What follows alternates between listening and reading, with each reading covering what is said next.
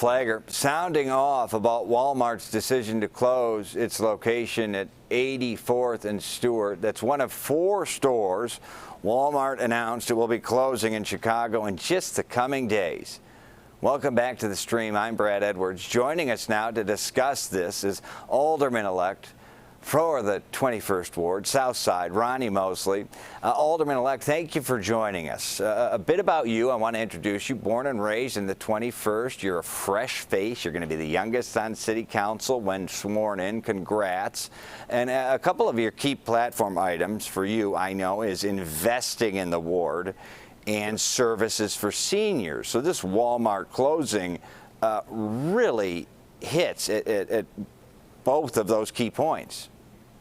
Yes, and it's really disappointing because my community was not involved in this decision, and I've expressed that disappointment to the representatives of Walmart. It's not the way that I'm going to govern the 21st Ward, so if we're going to have a partnership here, I need that to be clear and understood by all parties. Yeah, I mean, there are such thing as warning letters, too, just kind of an offshoot question here, where a company says months from now, 90 days from now, etc. This came out of the blue, didn't it? It came out of the blue, and they said, hey, we're closing in a week. They did. They sent out the notice at 11:30 and met with me at 12. And because of that, the community were really burdened with the urgency of what do we do now? And we have a limited amount of time to make that work. So some of these Walmart stores, 4 of them, got big tax incentives to move into certain neighborhoods. And some are saying, hey, we gave you breaks to build here. We gave you breaks to stay here. We gave you annual breaks. You got to pay back those taxpayer incentives before you get out of town. Is that an effect at your store in particular, or how do you play that? Yeah, so this store actually didn't get a lot of assistance because of the climate at the time where there was a push to prevent Walmart from coming.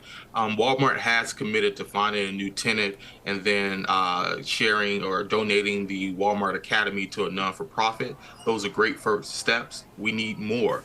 One of the things that I want to go forward in addressing some of their concerns is the special service area, or a creation of a special service area. It is a direct solution to some of the issues that they are now citing for their departure. It's been proposed in the past, which Walmart has asked the community to not go forward with, that they would bring solutions to address those issues. And now it's the same issues that they're saying are causing them to leave. Right, exactly. And they're saying they're leaving. They're saying they're going to donate the space. But what you guys really need in what is a pharmaceutical and a food desert in many places is a place with a lot of food variety, healthy foods, a place with pharmacies, a place with med clinics. And how are they going to do that? There's no doubt that this Walmart closing is going to bring forth a big void in our community. You talked about the health clinic that's there. You talked about the grocery store that's there. You're talking about the general store that is there. That overnight, essentially just in 5 days notice, will be gone.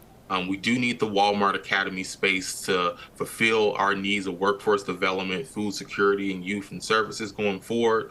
And I'm going to be working with them. I hope they invite myself and the community to the table so that we can discuss what that tenant is that goes into the main site. Is everyone befuddled at the city as to how this could happen with such short notice? I mean, usually companies give 90 days notice, 6 months, a year out, we may do this. Anyone at the city level, was anyone prepared for this? No, I don't even think, Alderman Brookins, who fought so hard for Walmart to come to the South Side and to the 21st Ward. This is the first Walmart that was on the South Side, got notice, shortly before it went out, and then it followed up with me. This does bring about the conversation of what does partnerships look like. We've talked time and time again about community benefit agreements. I think this makes a strong case for that. And again, We just have to involve our community in this process. I'm going to work with my community. I've practiced shared leadership all my career. And so I'm going to be calling a community meeting to hear the concerns of my constituents once I'm in office. Yeah, you talk about like community agreements, like basically a company would sign some type of time frame agreement, like, hey, we bring you here, we give you tax incentives, you got to stay for 10 years. Is that what we're talking about? Things of that. What we want to boil down to is we know that whenever that time comes of departure, the community and the corporations have felt that it's been a win for both. It's been too many times where our communities have felt that we have gotten the raw end of the deal. You know, this speaks to the divestment that has been happening in Black communities all throughout the Chicagoland area. Just a few years ago, we lost the Target, but even most recently, when you look at Inglewood, the Whole Foods that's leaving there. And so this is a trend that we need to stop now. Divestment happening in real time. 4 Walmarts set to close in 4 Chicago locations by Sunday. Alderman-elect for the 21st Ward, South Side, born and bred, Ronnie Mosley, the freshest face of City Council. Thank you for your time this morning, and thank you for your service. We look forward to having you on again. Thank you.